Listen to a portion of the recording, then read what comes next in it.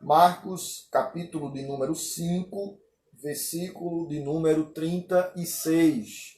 E assim diz a palavra do Senhor. Mas Jesus, sem acudir a tais palavras, disse ao chefe da sinagoga: não temas, crê somente. Olhe para a pessoa que está do seu lado. Se você estiver ladeado com alguém, então diga para ela: não temas, crê somente. Vamos orar? Bondoso Deus, graças te damos por tua palavra que é viva e eficaz. Toma cada um de nós nas tuas mãos, pois sem ti nada podemos fazer, meu Pai. É assim que eu te peço e te agradeço, em nome de Jesus. Amém e amém. Não tenha medo, tenha fé. Essas foram as palavras do Redentor a um pai que acabara de receber a notícia do falecimento de sua filha. Mas nós vamos voltar um pouquinho antes dessa notícia. E aí eu quero convidar você a ir comigo lá para o versículo 21 desse livro. Ontem nós falamos sobre Jairo e hoje nós falamos sobre a mulher com hemorragia, com fluxo de sangue, e hoje nós vamos ver sobre esse personagem chamado Jairo.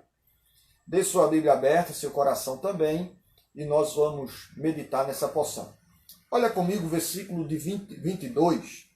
A Escritura diz: eis que se chegou a ele um dos principais da sinagoga, chamado Jairo, e vendo-o prostrou-se a seus pés, e insistentemente lhe suplicou: minha filha está à morte. Vem, impõe as mãos sobre ela, para que seja salva e viverá. E Jesus foi com ele.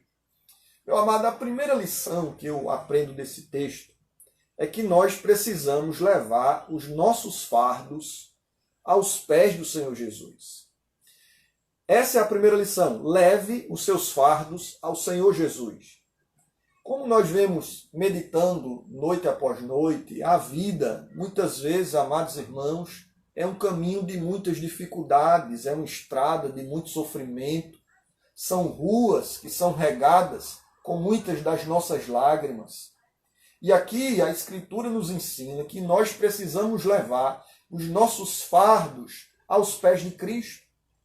Parece algo normal, parece que é chover no molhado, mas nem sempre é assim, amados, porque muitas vezes nós levamos as nossas agonias a tantos e tantos outros lugares. Existem pessoas que levam seus fardos para as redes sociais. Existem pessoas que fazem das redes sociais uma espécie de divã da psicanálise, uma espécie de set terapêutico da psicologia. Pessoas que levam as suas demandas para pais, para filhos, para parentes. Não digo que essas coisas não sejam úteis ou que não tenham seu valor. O que eu quero dizer, amados, é que nós precisamos levar as nossas demandas para aquele que de fato pode resolver todos os nossos conflitos emocionais, físicos e espirituais. É assim que Jairo faz. Jairo vai até Cristo. E é interessante que ele vai até Cristo demonstrando alguns sinais que eu e você precisamos ter. A Escritura diz no versículo de número 23 que Jairo procura a Jesus Cristo com um senso de urgência.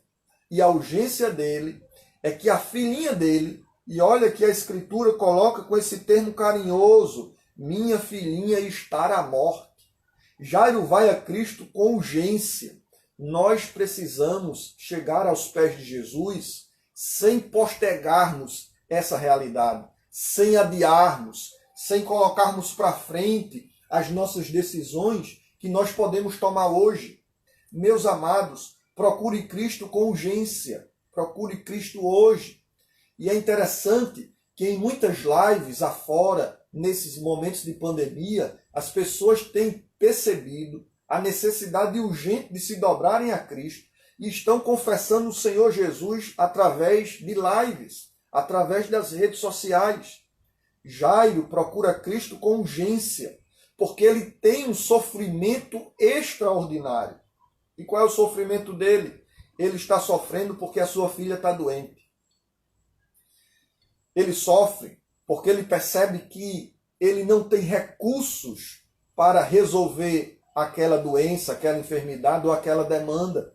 E aí, amados irmãos, ele vai até Jesus. Mas lembre-se, o ato de ir a Cristo, muitas vezes é um ato que deve ser um ato que deve desconstruir algumas barreiras. Porque nem sempre ir a Cristo é algo fácil. Nem sempre ir a Cristo é algo que não demanda alguma renúncia do nosso coração, alguma novidade de vida nos nossos procedimentos. Lembre-se que, à luz do versículo 22, olhe para a sua Bíblia, a Bíblia diz que Jairo era um dos principais da sinagoga. Jairo era um homem de posição social. E a primeira barreira que Jairo quebra para chegar a Cristo é a barreira dos status sociais. De buscar o filho de um carpinteiro, de buscar alguém que não tem uma faculdade de teologia de Jerusalém, de alguém que não tem uma linhagem nobre dos levitas, alguém que não tem um cargo político no sinédrio daquela época. E por conta disso ele tem que quebrar barreiras, a barreira da sua posição social. Jairo, ele quebra essa barreira. Mas Jairo também, amados, ele quebra uma outra barreira, que é a barreira da religião. Quantas pessoas não querem entregar sua vida a Jesus porque dizem assim: se eu fizer assim, eu vou trair a minha família, eu vou trair as convicções familiares. Eu não posso mudar de religião. Na realidade, Cristo é mais do que uma religião. Cristo é mais do que uma posição litúrgica. Mas mesmo assim, Jairo, que era um dos principais dos fariseus, Jairo era aquele que tomava conta da liturgia da sinagoga. Jairo era aquele que fiscalizava a sã doutrina da sua religião. E aí ele rompe com essa barreira, amados, da religião. Não importa que religião você seja, qual a religião que você nasceu, se você foi batizado, seja lá onde for, o que eu e você precisamos é do Senhor Jesus Cristo.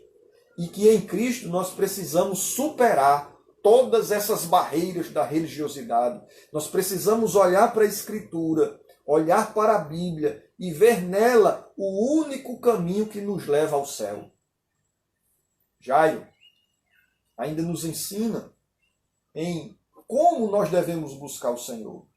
Versículo de número 23, do capítulo 5 de Marcos, a Escritura diz assim: e insistentemente lhe suplicou. A primeira lição que Jairo dá aqui é que Jairo busca Cristo com insistência, ou seja, nós precisamos buscar o Senhor com um sentimento de perseverança. Nós vivemos numa cultura onde muito se começa e pouco se termina. Uma cultura onde fazemos juras de amor no altar e terminamos nos tribunais.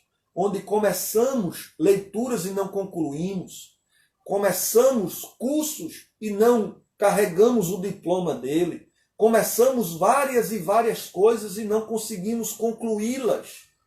Desde a leitura de um livro, desde um curso, desde um aprendizado de um instrumento musical, vivemos numa cultura onde muito se começa e pouco se termina. Jairo busca Cristo com insistência. Para ele não tem agora ou nunca. Para ele não tem agora. Ele busca a Cristo com insistência. Mas não só isso. Observe no seu texto que Jairo busca insistentemente, mas com súplica. Jairo não chega diante do Senhor Jesus com a carteirada. O senhor sabe quem eu sou? Eu sou um dos principais da sinagoga. Não, ele suplica. Ele roga. Ele implora. Jairo certamente não se encaixava nessas igrejas do decreto, da reivindicação, de colocar ou de ostentar, colocar Deus na parede, exigindo com que o Altíssimo se submeta aos nossos caprichos, ao nosso senso de tempo, de urgência e de conteúdo. Não. Jairo suplica a Deus. Jairo implora, Senhor, socorre-me. Senhor, vem. Então Jairo busca a Deus com perseverança, com humildade e com fé. Veja a fé de Jairo. Você que nos escuta, seja pelo Instagram, pelo Facebook ou depois pelo YouTube. Jairo, além de buscar com insistência, além de buscar com humildade, Jairo busca com fé. O versículo 23, Jairo diz assim, vem, Senhor, impõe as mãos sobre ela, para que seja salva e viverá. Isso é o quê? Isso é fé. Jairo entende que aquele nazareno, Jairo entende que aquele filho do carpinteiro, existe algo que só ele tem. Existe algo que transcende a racionalidade. Existe algo que vai além de um medicamento, de um tratamento. Vem, Senhor, porque eu creio. Se o Senhor colocar a mão sobre ela, ela viverá. Isso é fé. E é de fé que nós precisamos. Porque a fé, amados irmãos, é justamente isso. É a certeza das coisas que não se veem, mas se esperam. Jairo deixa sua filha em casa moribunda, entregue à enfermidade e que estava à beira da morte. E o texto fala sobre isso, que ela está para morrer. Versículo 23. E aí Jairo diz, vem, Senhor, coloca a mão nela e tudo vai ser resolvido. É dessa fé que nós precisamos. Saber que Deus pode resolver os nossos problemas mais impossíveis. Seja um casamento frustrado, seja um emprego, seja uma carência da despensa, seja uma fragilidade emocional, seja os nossos piores temores. Se o Senhor vier, amados irmãos, Ele vai fazer uma diferença extraordinária. Mas esse texto nos dá uma segunda lição. Jesus vai conosco e nos dá esperança. Versículo 24. A Bíblia diz, Jesus foi com ele. Meus amados, olha que coisa extraordinária. Os fariseus já estavam querendo matar Jesus. Eles já estavam fazendo motins às escondidas, nos bastidores, para matar o Filho de Deus. E quem é que vem buscar ajuda? Um dos seus principais. Jesus não faz disso, amados irmãos, um instrumento de tortura. Jesus não faz disso um dividendo de barganha. Jesus não faz disso, agora você quer me buscar, quando é para fazer o bem você vem me buscar, mas vocês estão pretendendo me matar. Não, Jesus não é rancoroso. Jesus não é vingativo. Jesus não é mesquinho. Jesus, a Bíblia diz que diante dessa fala, ele nem espera. 24, a Escritura diz, Jesus foi com ele. Meus irmãos, esse é o nosso Deus. Vinde a mim, todos que estáis cansados e sobrecarregados, e eu vos aliviarei. Esse é o Jesus que a Escritura diz, buscar-me-eis e me achareis, quando me buscares de todo o vosso coração. Clama a mim, responder-te-ei, e anunciar-te-eis coisas grandes e firmes que não sabes. Chegai-vos a mim, e eu me achegarei a vós outros. Senhor, vem, Ele vai. Senhor, vamos, Ele vai. E aqui, amados, nessa ida, existem grandes lições. Porque quando Jesus vai conosco, amados, não significa ausência de problemas. O fato de Jesus estar contigo não significa que você não terá dificuldades. Porque olha o que é que acontece. Capítulo 5, versículo 24 de Marcos. A Bíblia diz que Jesus foi. E quando Jesus vai, ele se depara agora com dois obstáculos para Jairo. O primeiro é a multidão. E a Bíblia diz que a multidão seguia.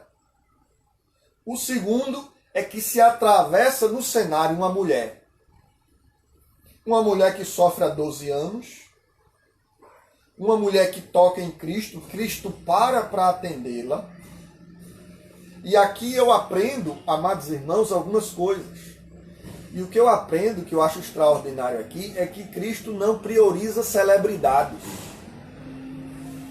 Cristo não diz assim, agora eu estou atendendo um dos principais da sinagoga, então fecha a minha agenda, fecha o meu calendário, que eu vou atribuir um valor especial a esse aqui. Até porque ele é uma celebridade, ele é um dos principais da sinagoga. Meu amado, Jesus não está preocupado pelo nosso sobrenome. Jesus não se impressiona com a bandeira do nosso cartão de crédito, com a chave do nosso carro, nem onde moramos. Jesus não permite com que nenhuma carteirada venha mudar os seus decretos, os seus planos e a agenda da cura. Chega uma mulher sem nome, sem dinheiro, uma anônima, doente, e Jesus para atender aquela mulher. Isso me impressiona tanto a graça do Senhor Jesus, como também o comportamento de Jairo.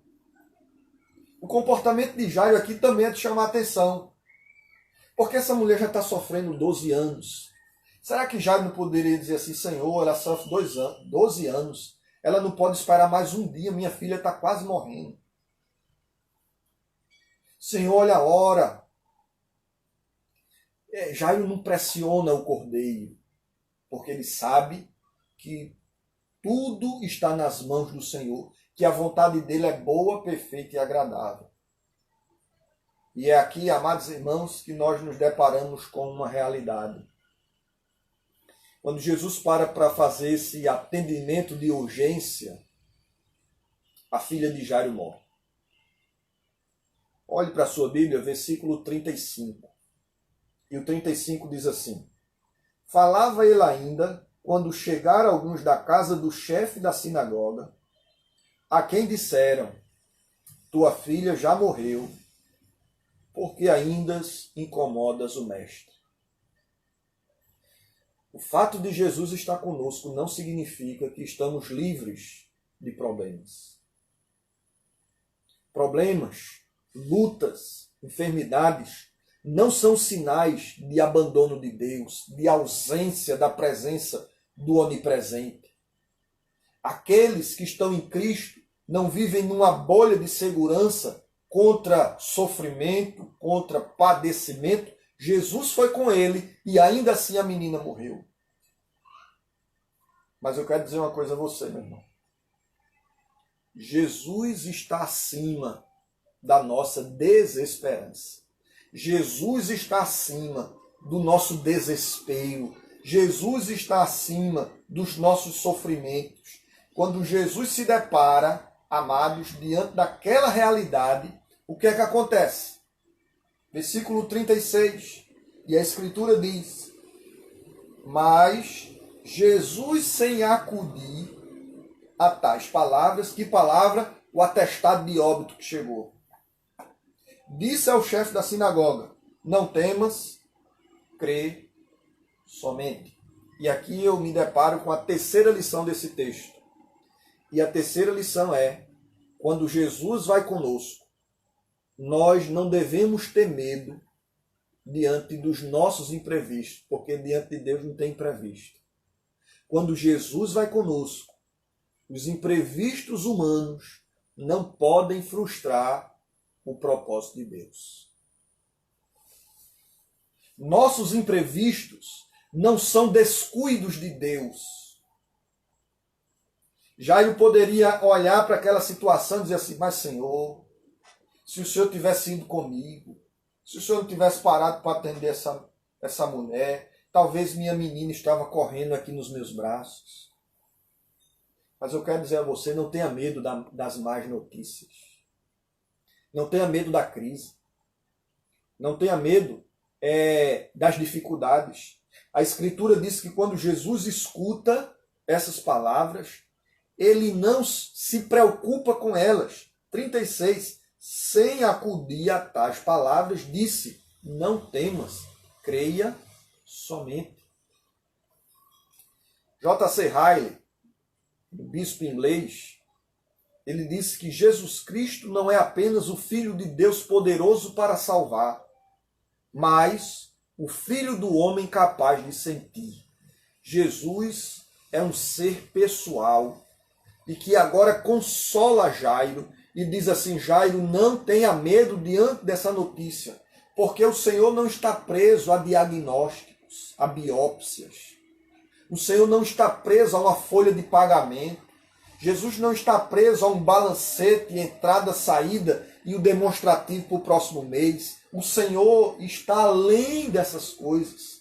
E aí o Senhor agora traz uma palavra de ânimo, dizendo: Jairo, não tenha medo, creia somente. O pastor Mark Lloyd Jones, ele escreveu: a fé é a recusa em entrar em pânico. A fé é a recusa em entrar em pânico. E agora o Senhor diz assim: não tenha medo, Jairo, mas creia somente. Versículo de número 39. Ao entrar, lhe disse: por que estáis em alvoroço e chorais? A criança não está morta, mas dorme. E as pessoas riram diante de Cristo, achando que ele era um lunático, achando que ele falava coisa com coisa. Mas ali, amados irmãos, era a voz da soberania de Deus. Não tenha medo, a menina não está morta, mas dorme. Não que ela não estivesse morta, mas o Senhor estava dizendo ali que aquele que tem vida iria ressuscitá-la dentre os mortos. Versículo 41. Tomando-a pela mão, disse: Talita cumi, que quer dizer: menina, eu te mando, levanta-te. Imediatamente a menina se levantou e pôs-se a andar, pois tinha 12 anos. Então ficaram todos sobremodo admirados. Olha que coisa linda. Jesus chega lá na casa de Jairo e diz: menina, eu te mando. Ou seja, Cristo está sobre a morte. Cristo está acima da vida. E Jesus não faz uma oração pedindo. Quem pede somos nós. Ele manda. E diz: menina, eu te ordeno. Você não tem uma outra opção que não seja se erguer.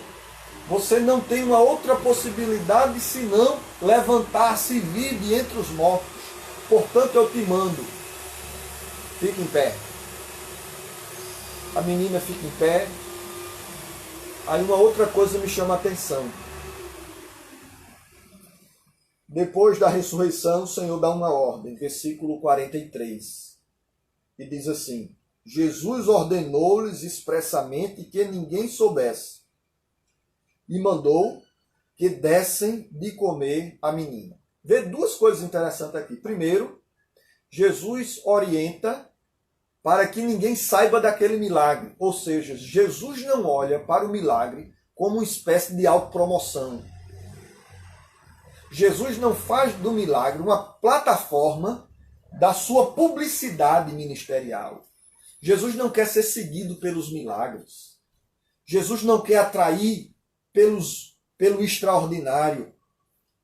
Pelo contrário, Jesus incentivou as pessoas a deixarem a ele se eles estivessem seguindo apenas pelos milagres. E você vai ver isso lá no capítulo 5, 6 de João.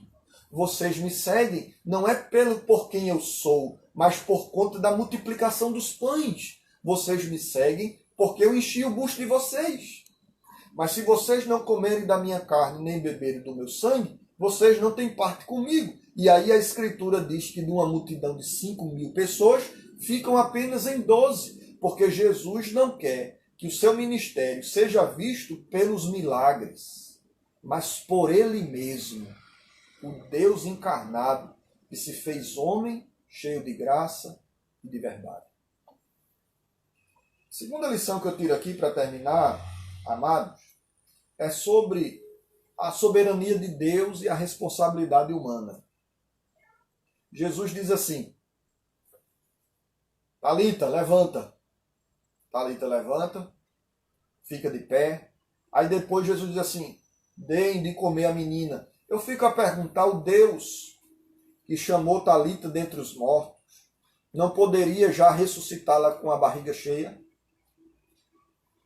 Não poderia já ressuscitá-la saciada de alimentação? Claro que podia, mas aqui eu aprendo uma outra coisa. Eu aprendo sobre a nossa responsabilidade. Os homens poderiam fazer um prato de chopa para ela, uma canja de galinha, um cuscuz com leite. Então, o que você puder fazer, você faça.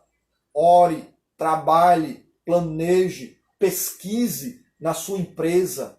Tente adequar ela às novas demandas. E não ache que todas as crises é fruto de um determinismo cego. Se eu tiver de ter, eu terei. E aí eu não preciso me esforçar. Não, você precisa se esforçar sim.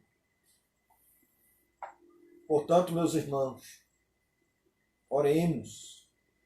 Vamos buscar o Cristo. Mas também vamos trabalhar.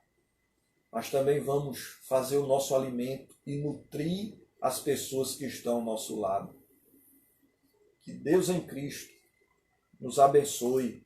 Que Deus em Cristo alcance o nosso coração, meus amados, e o seu, no nome do Senhor Jesus. Eu queria fazer uma oração. Nessa oração para que o Senhor nos dê fé. Não tenha medo, tenha fé. Essas foram as palavras do Senhor para Jairo. Então quero convidar aí você, de onde você está, a fazer essa oração no nome do nosso Senhor e Salvador Jesus Cristo. Bondoso Deus, graças te damos por teu amor, por tua misericórdia. Toma as nossas vidas em tuas mãos, Senhor. Toma aqueles que estão com medo e dá fé aos seus corações. Troca a ansiedade em confiança. Troca, ó Deus, o nervosismo em paciência. Faz isso, meu Pai, por misericórdia e graça, pois sem ti nada podemos fazer. É assim que eu te peço, é assim que eu te suplico, no nome de Jesus. Amém e amém.